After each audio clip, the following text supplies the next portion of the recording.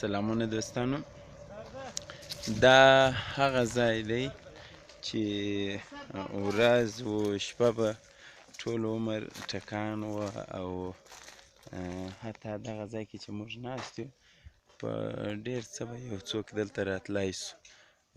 دا ځای د سپینې غبرګې په نوم باندې یادیږي. ما چې تقریبا داسې د یو 15-20 کلیوالو په شاوخوا کې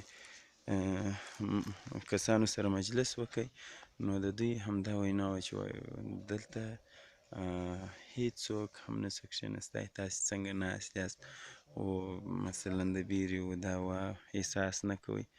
نو یقینا دا خلکو سره بیا د یوې ډلې خلکو سره ما انځورم ونیوی، ډېر ښه خوند یې وکړ.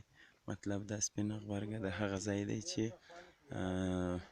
پولیس پر سړک هم نسو ځینې تېرېدلی، یعنې د دې ځای څخه یې ویشتل ماینونه یې پر پټاووله، مګر نن موږ دلته ازاد ناست یو او داسې پوره خوند اخلو.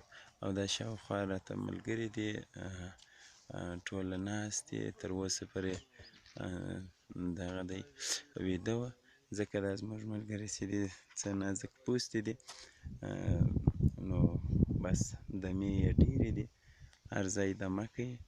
نو موږ هم مجبوره یو چې دمه ورسره وکړو، که خوب راځي که نه راځي، که ستړي یو که نه یو، خوب ورته ناست. خدای په امان.